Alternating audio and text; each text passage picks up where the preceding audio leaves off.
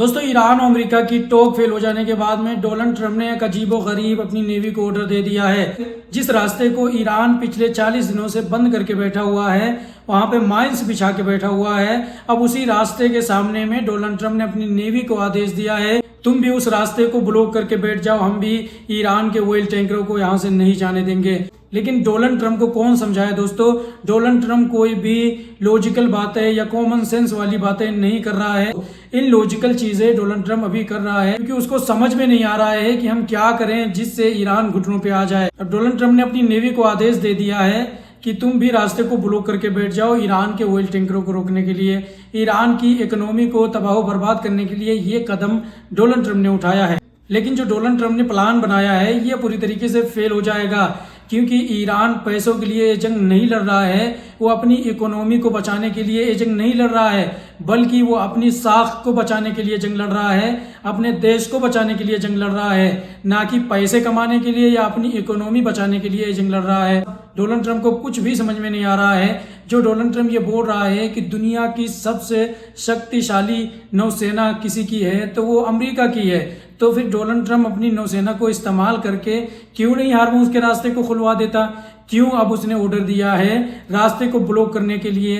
यहाँ तक कि डोनाल्ड ट्रंप के जो दोस्त देश हैं वो भी डोनाल्ड ट्रंप के खिलाफ है। जो डोनाल्ड ट्रंप ने रास्ते को ब्लॉक करने का ऑर्डर दिया है उसको यूके के प्राइम मिनिस्टर कीर स्टारमर ने इलॉजिकल बताया है और उन्होंने कहा है कि हम इसका सपोर्ट कभी भी नहीं करेंगे। हम डोनाल्ड ट्रंप का इसमें कोई भी साथ नहीं दे सकते, ना तो इसमें हम शामिल होंगे हार्मूज के रास्ते को ब्लॉक करने के लिए जिसको ऑलरेडी ईरान ने ब्लॉक करके रखा है। वहीं डोनाल्ड ट्रंप के इस आदेश के बाद में ईरान ने भी बड़ी चेतावनी दे दी है अमेरिका को। दोस्तों, ईरान ने कहा है कि अगर हमारे बंदरगाहों को निशाना बनाया गया तो पर्शियन गल्फ में मौजूद तमाम बंदरगाहों को हम असुरक्षित कर देंगे, यानी हम उसको भी निशाना बनाएंगे। डोनाल्ड ट्रंप ने आदेश दिया है रास्ते को ब्लॉक करने के लिए, उस पे ईरान ने कहा है कि अगर अमेरिका ऐसा करता है तो ये समुद्री डकैती मानी जाएगी, ये ईरान की तरफ से कहना है। और ईरान ने यह भी कहा है कि अमेरिकी ऑयल टैंकरों को या अमेरिकी जहाज़ों को हम हार्मूज के रास्ते से क्रॉस करने की इजाज़त कभी भी नहीं देंगे। दोस्तों, ईरान और अमेरिका के बीच में फिर से तनाव बढ़ता जा रहा है। ईरान ने साफ कर दिया है कि अगर हमारे जहाज़ों को निशाना बनाया गया तो हम इलाके के तमाम बंदरगाहों को तबाह बर्बाद कर देंगे और तमाम जहाज़ों को निशाना बना के उड़ा देंगे।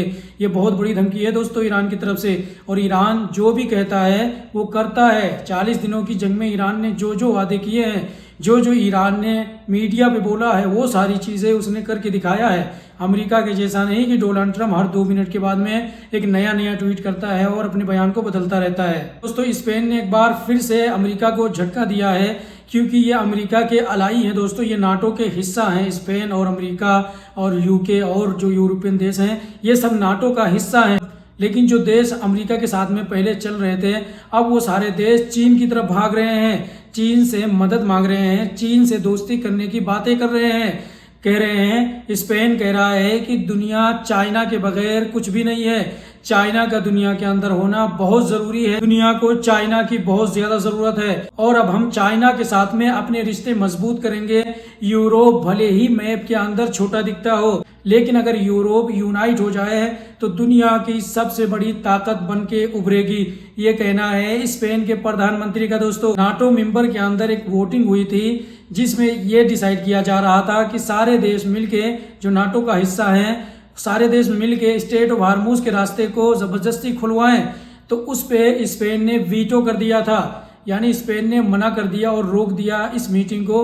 वहीं पे ये जो वोटिंग हो रही थी ये पूरी तरीके से ख़त्म हो गई थी। यानी लगातार स्पेन अमेरिका को झटके पे झटके दे रहा है, उधर यूके भी अमेरिका को झटके दे रहा है। भले ही यूके का रुख अंदर अंदर से कुछ और हो, लेकिन बाहर से वो अमेरिका को झटके पे झटका दे रहा है। वहीं पे दोस्तों, मिडिल ईस्ट के अंदर में अमेरिका अपने हथियारों को तेजी से बढ़ा रहा है। इस वीडियो में देखें दोस्तों, आप इस मैप के अंदर देखेंगे अमेरिका के ढेर सारे जो ऑयल टैंकर हैं KC-135, वो ढेर सारे मिडिल ईस्ट के अंदर में दोबारा से तैनात किए जा रहे हैं। एक तरफ अमेरिका शांति की बात कर रहा है, वहीं दूसरी तरफ वही अमेरिका अपने हथियारों को तेजी से मिडिल ईस्ट के अंदर में तैनात कर रहा है। अब इस वीडियो को देखें दोस्तों, इस वीडियो में आपको नजर आएगा इजराइल के एयरपोर्ट पे दोस्तों ढेर सारे अमेरिकी ऑयल टैंकर उतरे हैं। वहीं पे ईरान ने अमेरिका को इतना छेदा है दोस्तों जितना किसी भी देश ने नहीं छेदा है। मैं छेदने की बात इसलिए कर रहा हूं दोस्तों क्योंकि जो जहाज ईरान के अंदर में अमेरिका ने भेजा था फाइटर जेटों को रिफ्यूलिंग करने के लिए, उस ऑयल टैंकरों को ईरान की मिसाइलों ने छेद डाला है। दोस्तों आपके स्क्रीन पे दोस्तों यूके के एयरबेस पे भी मौजूद है। यूके के अंदर अभी इसकी मरम्मत की गई है। अब ये उड़ के जाएगा अमेरिका और इसकी पूरी तरीके से जांच की जाएगी और दोबारा से इसको रिपेयर किया जाएगा। यानी डोनाल्ड ट्रंप को बुरी तरीके से छेद दिया है ईरान ने। और यूके पे ईरान को ध्यान देना चाहिए दोस्तों, क्योंकि यूके लगातार अमेरिका को अपने बेस का इस्तेमाल करने के लिए अलाउ कर रहा है। वहीं से जितने भी ज़्यादा हमले ईरान के ऊपर हुए हैं, जो बड़े हमले हुए हैं, वो यूके के बेस को ही इस्तेमाल करके अमेरिका ने ईरान के ऊपर हमला किया है। तो ईरान को यूके पे ध्यान देना चाहिए। वहीं पे दोस्तों ईरानी समर्थक हंडाला हैकर ग्रुप ने बड़ा झटका दिया है यूएई को। दोस्तों यूएई के कुछ कंपनियों के डाटा को हैक कर लिया है। उनके जो डिवाइस थे, कंप्यूटर थे, उनके तमाम सिक्योरिटी सिस्टम को हैक करके और उनके डाटा को चुरा लिया है। बताया जा रहा है कुछ डाटा इन्होंने डिलीट कर दिया है और कुछ डाटा अभी इनके पास में अपने पास में बचा के रखा हुआ है। यानी ये बहुत बड़ा साइबर अटैक है यूएई के ऊपर। दोस्तों हंडाला ग्रुप का कहना है कि हम अपने दुश्मन को पनिश कर रहे हैं क्योंकि उसने हमारे दुश्मन का साथ दिया तो वो भी हमारा दुश्मन होगा जो दुश्मन का साथ देगा। इसीलिए हंडाला ग्रुप ने यूएई के कंपनियों के जो सेंसिटिव डाटा थे दोस्तों उसको चुरा लिया है और कुछ ऐसे डाटा थे जिनको डिलीट कर दिया है। वहीं पे फाइनली 40 दिनों के बाद में ईरान से पिटने के बाद अब अरबों को अकल आ गई है दोस्तों। अब अरब सोच रहे हैं दोस्तों कि हमें अब नए हथियारों का इंतजाम कर लेना चाहिए, क्योंकि अरबों को अब समझ में आ गया है कि अमेरिका का थर्ड फाड़ एयर डिफेंस सिस्टम इनको नहीं बचा सकता। थर्ड एयर डिफेंस सिस्टम हो अमेरिका का या पेट्रियोट एयर डिफेंस सिस्टम हो, कोई भी नहीं बचा पाया ईरान की मिसाइलों से इन अरब देशों को। तो अब इन लोगों ने सोचा है कि अमेरिका को छोड़ के हम साउथ कोरिया से सस्ते एयर डिफेंस सिस्टम खरीदेंगे और ब्रिटेन की सस्ती मिसाइलों को खरीदने का ये लोग प्लान बना रहे हैं। चलो फाइनली थोड़ा बहुत तो इनको अकल आया कि अमेरिका इनको नहीं बचा सकता।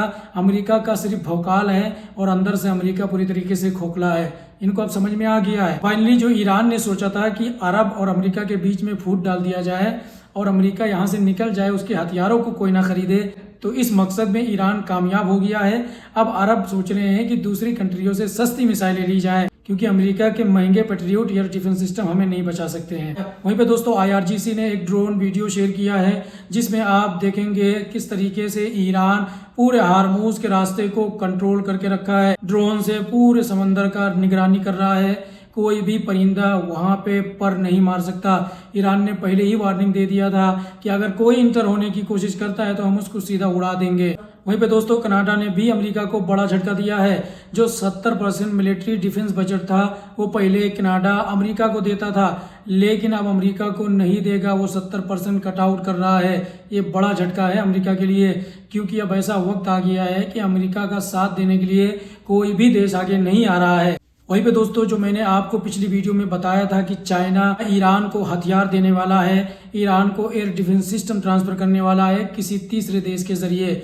अब चाइना ने उसको डिनाई कर दिया है। देखिए चाइना ईरान के साथ में पीछे से खड़ा हुआ है। चाइना नहीं चाहता है कि दुनिया को पता चले कि ईरान के साथ में चाइना खड़ा हुआ है और चाइना हथियार भेज रहा है। इसलिए चाइना ये चीजें मना कर रहा है कि हमने कोई भी हथियार नहीं भेजा है, लेकिन चाइना अंदर ही अंदर ईरान को हथियार दे रहा है। दोस्तों ईरान और अमेरिका के बीच में बातचीत फेल हो जाने के बाद में रशिया ने अमेरिका को और ईरान को ऑफर दिया है कि हम ईरान का जो यूरेनियम ईरान ने इकट्ठा करके रखा है उसको अपने देश में रखने के लिए तैयार हैं और वो हमारे देश के अंदर सुरक्षित रहेगा।